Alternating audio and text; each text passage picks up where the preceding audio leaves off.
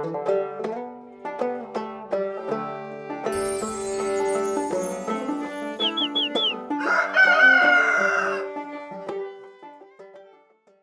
I am Harvey Hubbell, and we are back with Show and Tell. And this is Malia. I just met a girl named Malia, and you are an influencer. I am, yes, a teaching influencer. Okay, we didn't have influencers when I was a kid in kindergarten or first grade back in 1964 or 65, 66. So tell me who you are and what do you do? Well, my name is Malia Hallowell, and I am a former teacher who now spends my days helping other teachers around the world learn how to read or learn how to teach their students to read the easier, brain-friendly way. So, my journey started way back in 2003. I was a brand new second grade teacher, and I assumed that all of my second graders were going to walk through my classroom doors on that very first day of school reading fluently. They'd already had kindergarten and first grade, and they must have connected all the dots. But what I quickly discovered was that was just not true. I had more than half of my class who was still really struggling to sound out very basic words like cat and dog. And unfortunately, back in 2003, the strategy that we were taught as teachers was to just put good books in kids' hands and they would be able to figure out the rest. So I had only had one literacy class in my elementary ed program. So in 4.5 years, I took one class and I remember my professor saying to us, you just have to find motivating books for them. Their brain is going to be able to magically connect the dots. But obviously, that is just not true. We now know that more than 33% of our students, sorry, more than 67% of our students are still really struggling to read.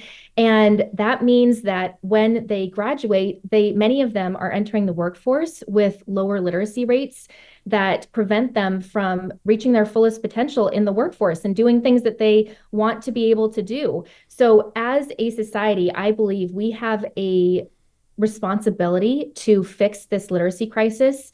We know how students learn to read. We have 70 years of brain research that really pinpoints what works so we can keep doing it. And more importantly, what doesn't work so we can stop wasting our students' time and our teaching time. But of course, we have to learn it and we have to make the changes necessary in order to improve what is really a sad situation for our kids. No, you're 100% right. And the thing that amazes me now, you have all of these. I mean, do we call it now in this year? We have hacks on education hacks, or what are these? They're not. I mean, when I say tricks, or I don't mean sleight of hands. I mean, easy, cool things to remember and teach. And how did you get all of this information and you put it together so well and so easy for people so I guess that you're helping teachers, but you're also helping parents. You're helping homeschoolers and you're helping nannies and you're helping grand nannies and anybody who's teaching. How do you do this, tough guy? Well, thank you. I believe so strongly that we need to empower adults with the shortcuts they need to help students learn to read as quickly and easily as possible. And the best way that we can do that is by giving them information, giving them tools, giving them strategies that they can put in place right away. This isn't rocket science. It's not that we need you to spend hours and hours researching how a child is going to learn to hear the individual sounds and words and then blend those sounds together. When you are given the shortcut, you are able to make leaps and bounds of progress really easily, and it can be really fun for kids too. So, I guess I would say that shortcuts are one of my superpowers, and I feel so grateful that I get to spend my days doing this every single day and helping so many thousands and thousands of adults around the world. And when you help out the adults, it's the pebble in the pond. You're helping out these kids, and the kids grow into adults who make good decisions, and they have empathy. And yeah, you are a change agent. You are an influencer. Pretty crazy. So okay, I want to do the hero's journey. I want to go back in time, and you already told me that things kind of changed. But when at the, in kindergarten, first grade, second grade, when the teachers said to you in whatever year that was, they said, "What do you want to be when you grow up?" And you said, "Well, I'm gonna be on the internet, and I'm going to be an influencer, and I'm going to teach everybody literacy. Is that what you? I mean, how did you get to be this? How did you? Why did you go into teaching? How did that happen? Well, the internet wasn't around when I was a child, so I definitely did not say those words that you just spoke. But I do remember as a child, I would line my stuffed animals up and I would teach them lessons. I probably wasn't a very kind teacher. I think I was probably pretty bossy, but I knew teaching has always been in my blood. And for me, I know to my core that I was put on this planet to help lift students up and help them reach their fullest potential. That is what gets me out of bed every morning. It is what my mind is constantly going to that place when I'm daydreaming. That's what I'm daydreaming about is how can we make learning easier and more enjoyable for students. So when I graduated from my elementary ed degree and I had that first day experience where my students were struggling and I didn't know how to help them, I felt like a complete failure. And I knew in my core that I was not helping my students reach their fullest potential. And it was on me to figure out how I was going to do that. So it took me 2 decades. I had to read every book under the sun. I had to attend all of the PD, all of the training. As you know, much of this information has been kept out of classrooms, out of the hands of the people who need it most until about 2018 when Emily Hanford wrote an opinion piece in the New York Times and really exposed the problem and said, you know what, education system, we have a problem here. We have this information available to us that pinpoints how brains learn to read, but we're not actually looking at it. We're ignoring it. And in many cases, we're doing the complete opposite of what brains need from us. So we have a professional responsibility to get it right and dig in and do the work and learn. And I am so grateful to her and so many other advocates who really exposed the problem and helped bring it front and center so that we can now really lead the charge. 6 years later, we're continuing to spread the word and motivate teachers, administrators, school districts around the world to do what's right for kids. That's great. Why don't you tell me how you got into social media in the first place, and you brought the education component into the social media because it's like the peanut butter and the chocolate thing. I mean, you're right. Yeah, I'm the Reese's peanut butter cup of your dreams, your reading dreams. There you go. Perfect. So I started working on the internet when my second son, I have 3 kids, my second son, Grant, was born, and I was on maternity leave with him. And I was losing my mind because I realized I loved being a mom. I loved being present with them, but I also had this internal drive to support students and help them reach their fullest potential. And that piece of me was not getting attention. So I started a blog. This was back when blogging was really cool and the in thing to do. And so I started a blog and started sharing activities I was doing with my 3-year-old, alphabet games, math games, that kind of thing. And it quickly took off. And teachers started to reach out to me and ask for help with certain activities or teaching certain skills. And so it happened very organically. Now our community is more than 600,000 strong. We have teachers from all over the world who have benefited from all of our strategies and tools. And again, I just feel so lucky to get to do this because to me, it really feels like it's Disneyland every day. So you're a teacher guy, but you're not. Do you have homeschooling parents too, or what's the Yes. percentage? What's the percentage? Well, so that is what's so interesting about this question is I actually started Play-Doh to Play-Doh, which is my blog, my site. I started that with the intention of supporting homeschooling families because I thought, you know what, I'm a classroom teacher. I've figured out how to teach students to read. I would love to be able to pass these strategies on to parents who want to help their kids. And that never took traction until the pandemic. And suddenly things shifted, and we saw a huge surge in families who were connecting with us and were really eager to get their hands on tools, strategies, and support that would help them empower their students to learn how to read. I would also say that, I mentioned earlier, Emily Hanford's article then spurred this shift, this pendulum swing toward science-based teaching. And a lot of parents were shocked to discover that their child's struggles with reading weren't based on their child's deficiency. It's not because their child wasn't trying hard enough or there was something wrong with them. It really was because the way that they were being taught to read was not brain friendly. And so parents and families were really excited about the chance to support their students. And so they have been rolling up their sleeves and learning these tools and strategies as well. Well, I mean, I believe this is a perfect storm. But we actually filmed Emily during the pandemic. Wasn't that fun, guys? And we had to sit in a different room. She's like way back here, and we're in a different, and we lensed in on her. And so it's an interesting thing when you're seeing the dynamic of what's going on, and the pandemic really did call out to attention. Hey, my kids aren't reading. So another thing. Enough about you. Let's talk about me. When you were a kid and the internet wasn't invented, they asked me when I was a kid, hey, what do you want to be when you grow up?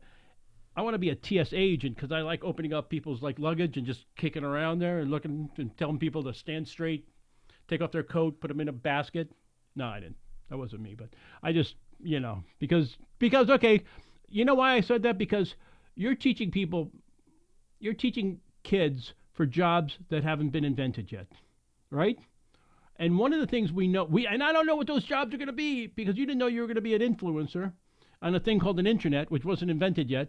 And I didn't know that I was going to be a TSA agent and because I didn't know what TSA was back in those days because we didn't do that at the airport. But one thing we do know is that you'd be better off reading, right? And being able to read and being able to read for pleasure, being able to I talked before about empathy. Just the whole idea of being able to put yourself into another character's shoes and being able to think about that. What a kinder, gentler nation. I'm an idealist that we would have. So your kids, how are your kids as readings? They're good readers, bad readers? They must have a great time with mom. We're a hoot. Yes, I'm drilling those phonemes every day. No, my kids are I have a 14-year-old, a 12-year-old, and a 10-year-old. And my two boys, the older ones, had a very easy time connecting the dots and learning how to read. They're one of those natural readers that you often hear about, when people are saying, oh, learning to read is just so easy. It just kind of clicked for them.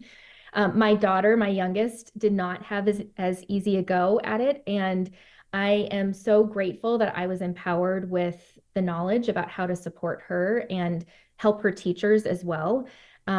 Because this really is, I view this really as a worldwide responsibility. I don't think that it's just on the teacher's shoulders to figure this out or just on the family shoulders to figure this out. There's so much potential when we lock arms and do it together and can reinforce what's happening in the school at home and vice versa. So yeah, my kids are all fluent readers now, but it wasn't always an easy road. I was fishing for something like that because it happens. There's a lot of this stuff happens. The teacher is born to be stamped at birth to be a teacher. The teacher gets in there, finds out that they can't teach from the way they were learned. They have to kind of restructure things. Another common story is the teacher who has a kid. The teacher could read easily as a child, as a student herself, or as his self. Other children read easy. Somebody doesn't. I think there was stigma back in the day. There might still be stigma. If my kid can't read, we don't talk about it really. Because maybe I don't know. I mean, certainly in the case of dyslexia or in second language learners or poverty or something like that. I don't read. I don't expect my kid to read. So, but I think there's a stigma that if your kid's struggling, if you fall behind and you go and you talk to the teacher and the teacher says, well, they'll catch up. They'll do this and that. Well, if they go to this thing called the internet, which all the kids are using now, and they type in, any one of these learning to read or how do they find you on the internet? How do the teachers and how the parents find you? So, because there's teachers right now that are out there. I know you're well known, but not everybody knows you. How do they find you? So Google is a great way to find me. We certainly find a lot of people that way, just typing in something as simple as struggling readers and it will pop up. But I have been so blown away by the power and impact of social media. And a lot of times, that is the place that parents go when they're looking for parenting advice. I think social media can get a bad rap, and certainly there are certainly bad aspects to it. I don't want to make it seem like everything is just rosy and sunshine and rainbows, but there also is this corner of social media that's really committed to lifting each other up and sharing strategies that are working. And so hashtags like hashtag science of reading would be one that would pull up a lot of my content. Hashtag phonics, hashtag phonics fun. If you just type in these simple phrases, you will see my account and also other accounts who are really committed to empowering adults with the knowledge they need to be successful. I love that. You are a hero. Thank you. I do want to circle back on something that you said just a minute ago because you mentioned that a lot of families can feel shame or embarrassment about diagnoses like dyslexia. And I remember very distinctly as a second grade teacher being told by my administrators to hold off on even mentioning that word to families if I suspected that a child might be dyslexic or might have different learning difficulties. They always said, please wait until at least third grade because we don't want to alarm them and we don't want them to send them down a path where they think that we are not able to be successful teachers. I was in a private school at the time. And so, of course, as a private school, collecting private school tuition, our families expected us to be able to solve everything. And so the thought was we kind of have to keep that hidden and sweep it under the rug as long as we possibly can. We now know how critically horrendous that strategy is. The earlier that we can intervene, the better. And having a diagnosis like dyslexia is not something that needs to be hidden or a source of shame. It can be really empowering because it lets teachers and other adults who are supporting a student know, okay, I need to provide these support systems. I need to be able to give additional time when they're reading. I need to be able to reinforce certain reading skills. And so it can be a really great thing. So I hope that as we continue to learn more about the reading process and how brains learn to read, that the stigma will be removed. Did you ever see our movie Dyslexia the movie? No, not yet, You but I'm haven't going seen to. Dyslexia the movie? Ah, No. wow, we have to take a break now. And all right, we're gonna talk. We're gonna talk again later. All right.